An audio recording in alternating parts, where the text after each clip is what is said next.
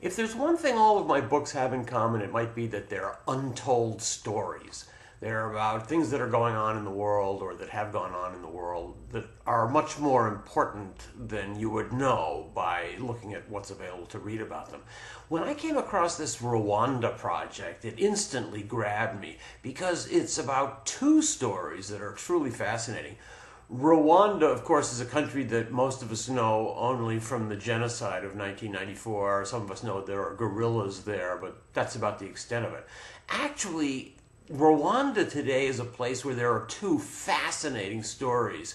One is a historical one, and it's how this group of people managed to form an army and a revolutionary movement that overthrew the genocide regime after years in exile. So part of the book is the story of this guy, Paul Kagame, who was the commander of the revolutionary group that overthrew the genocide regime. He has a fascinating story. He grew up in exile and he formed his rebel movement in a way no one in the history of revolution ever has before. Then he fought his way back to Rwanda and took power.